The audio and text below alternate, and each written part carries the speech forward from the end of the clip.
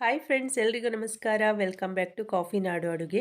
ಇವತ್ತಿನ ರೆಸಿಪಿಯಲ್ಲಿ ಬ್ರೆಡ್ ದೋಸೆ ಮಾಡ್ತಾ ಇದ್ದೀನಿ. ಇದಕ್ಕೆ ಯಾವುದೇ ರೀತಿಯ ಪಲ್ಯ ಆಗಲಿ ಚಟ್ನಿ ಆಗಲಿ ಬೇಡ. ತುಂಬಾ ಸುಲಭವಾಗಿ ಮಾಡ್ಕೋಬಹುದು. ಮನೆಯಲ್ಲಿರುವಂತಹ ಫ್ರೆಶ್ ಬ್ರೆಡ್ ಅಥವಾ ಉಳಿದಿರುವಂತಹ ಬ್ರೆಡ್ನಿಂದನೂ ಕೂಡ ಈ ರೆಸಿಪಿಯನ್ನು ಮಾಡ್ಕೋಬಹುದು. ತುಂಬ ಸುಲಭ, ಸಖತ್ ಟೇಸ್ಟಿಯಾಗಿರುತ್ತೆ. ಬನ್ನಿ ಹಾಗಾದರೆ ಹೇಗೆ ಮಾಡೋದು ನೋಡೋಣ. ಒಂದು ದೋಸೆ ಕಾವಲೆ ಬಿಸಿಗಿಟ್ಕೊಂಡು ಇದಕ್ಕೆ ಸ್ವಲ್ಪ ಬೆಣ್ಣೆ ಹಾಕ್ಕೊಳ್ತಾ ಇದ್ದೀನಿ. ಬೆಣ್ಣೆ ಇಲ್ಲಾಂದರೆ ತುಪ್ಪ ಅಥವಾ ಎಣ್ಣೆ ಹಾಕ್ಕೊಳ್ಳಿ. ಈಗ ಬ್ರೆಡ್ಡನ್ನು ರೋಸ್ಟ್ ಮಾಡ್ಕೊಳ್ತಾ ಇದ್ದೀನಿ. ಹೀಗೆ ಮಾಡ್ಕೊಳ್ಳೋದ್ರಿಂದ ದೋಸೆ ತುಂಬಾ ಟೇಸ್ಟಿಯಾಗಿ ಬರುತ್ತೆ. ಬ್ರೆಡ್ ಚೆನ್ನಾಗಿ ಕ್ರಿಸ್ಪ್ ಆಗಬೇಕು, ಆ ರೀತಿಯಾಗಿ ನಾವು ರೋಸ್ಟ್ ಮಾಡ್ಕೊಳ್ಳೋಣ. ಒಂದು 6 ಬ್ರೆಡ್ ಸ್ಲೈಸ್ಗಳನ್ನ ನಾನಿಲ್ಲಿ ತೊಗೊಳ್ತಾ ಇದ್ದೀನಿ.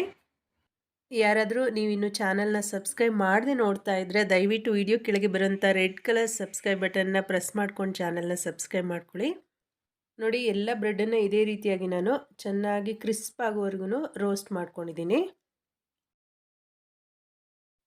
ಈಗ ಒಂದು ಬೌಲ್ಗೆ ಬ್ರೆಡ್ಡನ್ನೆಲ್ಲ ಈ ರೀತಿ ಪೀಸ್ ಮಾಡಿ ಹಾಕ್ಕೊಳ್ಳೋಣ. ನೋಡಿ, ಈ ರೀತಿ ಸಣ್ಣದಾಗಿ ತುಂಡು ಮಾಡಿ ಹಾಕ್ಕೊಳ್ತಾ ಇದ್ದೀನಿ.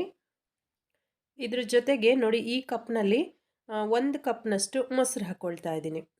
ಸ್ವಲ್ಪ ಹುಳಿ ಮೊಸರು ತೊಗೊಂಡಿದ್ದೀನಿ. ನೋಡಿ, ಈ ಕಪ್ನಲ್ಲಿ ಅರ್ಧ ಕಪ್ನಷ್ಟು ಚಿರೋಟಿ ರವೆ ತೊಗೊಂಡಿದ್ದೀನಿ. ಒಂದು 50 ಗ್ರಾಮ್ನಷ್ಟು ಆಗ್ಬೋದು. ದೊಡ್ಡ ಗ್ಲಾಸ್ನಲ್ಲಿ 1 ಗ್ಲಾಸ್ ನೀರು ತೊಗೊಂಡಿದ್ದಾರೆ. ಅದರಲ್ಲಿ 3/4 ಗ್ಲಾಸ್ನಷ್ಟು ನೀರನ್ನ ಈಗ ಹಾಕ್ಕೊಳ್ತಾ ಇದ್ದೀನಿ. ಆಮೇಲೆ ಸ್ವಲ್ಪ ನೋಡಿಕೊಂಡು ಸೇರಿಸ್ಕೊಳ್ಳೋಣ ನೀರನ್ನ. ತುಂಬ ತೆಳು ಮಾಡ್ಕೊಳ್ಳೋದು ಬೇಡ. ನೋಡಿ, ಒಂದು ಸರಿ ಎಲ್ಲನೂ ಚೆನ್ನಾಗಿ ಮಿಕ್ಸ್ ಮಾಡ್ಕೊಳ್ತಾ ಇದ್ದೀನಿ. ರವೆ ಬ್ರೆಡ್ಡು ನೀರನ್ನೆಲ್ಲ ಹೀರ್ಕೊಳ್ಳುತ್ತೆ. ಸ್ವಲ್ಪ ಗಟ್ಟಿ ಅನ್ನಿಸ್ತಾ ಇದೆ. ಇನ್ನೊಂದು ಸ್ವಲ್ಪ ಉಳಿದಿರೋ ಅಂಥ 1/4 ಲೋಟ ನೀರನ್ನು ಕೂಡ ಸೇರಿಸ್ಕೊಂಡಿದ್ದೀನಿ. ಈಗ ಚೆನ್ನಾಗಿ ಮಿಕ್ಸ್ ಮಾಡ್ಕೊಳ್ಳೋಣ. ಇದನ್ನು ಒಂದು 5ರಿಂದ 10 ನಿಮಿಷ ಹಾಗೆಯೇ ರೆಸ್ಟ್ ಮಾಡೋಕ್ಕೆ ಬಿಡಬೇಕು. ಜಾಸ್ತಿ ಟೈಮ್ ಏನು ಬೇಡ. ಇದನ್ನೊಂದು ಸೈಡ್ನಲ್ಲಿ ಎತ್ತಿಡ್ತಾ ಇದ್ದೀನಿ. ಪ್ಯಾನ್ ಬಿಸಿ ಮಾಡ್ಕೊಳ್ತಾ ಇದ್ದೀನಿ. ಒಂದು 2 ಚಮಚ ಎಣ್ಣೆ ಹಾಕ್ಕೊಂಡಿದ್ದೀನಿ. ನೋಡಿ, ಒಂದು ದೊಡ್ಡ ಸೈಜ್ನ ಈರುಳ್ಳಿನ ಈ ರೀತಿ ಸಣ್ಣದಾಗಿ ಕಟ್ ಮಾಡಿ ಹಾಕ್ಕೊಳ್ತಾ ಇದ್ದೀನಿ. ಒಂದು 2-3 ಹಸಿಮೆಣಸಿನ್ಕಾಯಿನೂ ಕೂಡ ಸಣ್ಣದಾಗಿ ಕಟ್ ಮಾಡಿ ಸೇರಿಸ್ಕೊಂಡಿದ್ದೀನಿ. ಸ್ವಲ್ಪ ಬೀನ್ಸ್ ಸಣ್ಣದಾಗಿ ಹೆಚ್ಚಿ ಹಾಕ್ಕೊಳ್ತಾ ಇದ್ದೀನಿ. ಒಂದು ಟೊಮೊಟೊ ಹಾಕ್ಕೊಳ್ತಾ ಇದ್ದೀನಿ ಸಣ್ಣದಾಗಿ ಕಟ್ ಮಾಡಿ. ಹಾಗೆಯೇ ಕ್ಯಾರೆಟ್ನ ತುರಿದು ಹಾಕ್ಕೊಳ್ತಾ ಇದ್ದೀನಿ. ಒಂದು ಸಣ್ಣ ಕ್ಯಾರೆಟ್ನ ತೊಗೊಂಡಿದ್ದೀನಿ, ಸಾಕಾಗತ್ತೆ. ಇದ್ರ ಜೊತೆಗೆ ಸಬ್ಬಸಿಗೆ ಸೊಪ್ಪು ಹಾಕ್ಕೊಳ್ತಾ ಇದ್ದೀನಿ. ನೀವು ಬೇಡ ಅಂದರೆ ಸ್ಕಿಪ್ ಮಾಡ್ಕೋಬೋದು. ನನಗೆ ಇದು ಹಾಕ್ಕೊಂಡ್ರೆ ಅದರ ಒಂದು ಅರೋಮ ತುಂಬ ಇಷ್ಟ ಅಂಥೇಳಿ ಹಾಕ್ಕೊಳ್ತಾ ಇದ್ದೀನಿ. ಇದರ ಬದಲಾಗಿ ನೀವು ಕೊತ್ತಂಬರಿ ಸೊಪ್ಪನ್ನು ಕೂಡ ಹಾಕ್ಕೋಬೋದು. ಸ್ವಲ್ಪ ಉಪ್ಪು ಹಾಕ್ಕೊಳ್ಳೋಣ, ತರಕಾರಿಗೆಲ್ಲ ಚೆನ್ನಾಗಿ ಹಿಡಿಯುತ್ತೆ ಉಪ್ಪು. ಈಗ 1 ನಿಮಿಷ ಈ ರೀತಿ ಚೆನ್ನಾಗಿ ಫ್ರೈ ಮಾಡಿಕೊಂಡ್ರೆ ಸಾಕಾಗತ್ತೆ. ನೋಡಿ, ಒಂದು 5 ನಿಮಿಷ ಆಗಿದೆ. ಒಂದು ಸರಿ ಚೆನ್ನಾಗಿ ಮಿಕ್ಸ್ ಮಾಡ್ಕೊಳ್ಳೋಣ. ಈಗ ಇದನ್ನು ಒಂದು ಮಿಕ್ಸರ್ ಜಾರ್ಗೆ ಹಾಕ್ಕೊಂಡು ನಾವು ನುಣ್ಣಗೆ ರುಬ್ಕೋಬೇಕಾಗತ್ತೆ.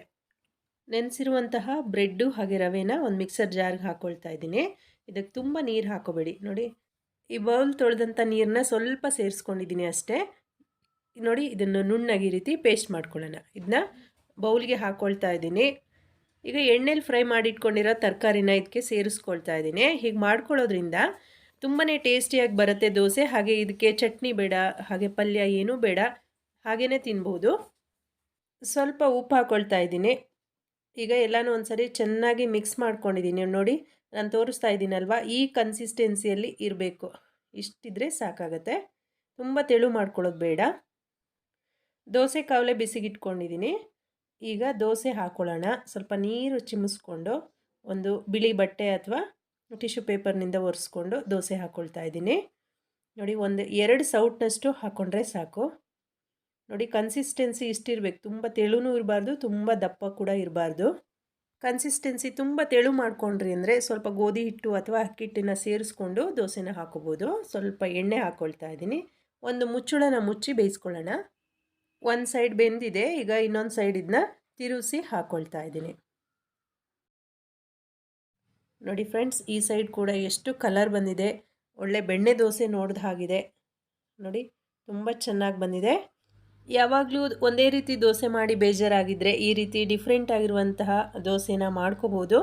ಮಕ್ಕಳಿಗೂ ಕೂಡ ತುಂಬ ಇಷ್ಟ ಆಗುತ್ತೆ. ಇವತ್ತಿನ ಬ್ರೆಡ್ ದೋಸೆ ರೆಸಿಪಿ ನಿಮ್ಮೆಲ್ಲರಿಗೂ ಇಷ್ಟ ಆಗಿದೆ ಅಂದ್ಕೊಳ್ತೀನಿ. ಇಷ್ಟ ಆದರೆ ಲೈಕ್ ಮಾಡಿ, ಹಾಗೆ ಕಮೆಂಟ್ ಮಾಡೋದನ್ನು ಮರಿಬೇಡಿ. ರೆಸಿಪಿ ನೋಡಿ ನೀವು ಕಮೆಂಟ್ ಮಾಡೋದ್ರಿಂದ ನಮಗೂ ಕೂಡ ತುಂಬಾ ಖುಷಿ ಆಗುತ್ತೆ. ಹಾಗೆ ಒಳ್ಳೊಳ್ಳೆ ರೆಸಿಪಿಗಳನ್ನ ಮಾಡುವಂತಹ ಒಂದು ಉತ್ಸಾಹ ಬರುತ್ತೆ. ದಯವಿಟ್ಟು ಕಮೆಂಟ್ ಸೆಕ್ಷನಲ್ಲಿ ಕಮೆಂಟ್ ಮಾಡಿ. ಮತ್ತೊಂದು ಹೊಸ ವಿಡಿಯೋದೊಂದಿಗೆ ಸಿಗೋಣ. ವಿಡಿಯೋ ನೋಡಿದ್ದಕ್ಕಾಗಿ ಧನ್ಯವಾದಗಳು.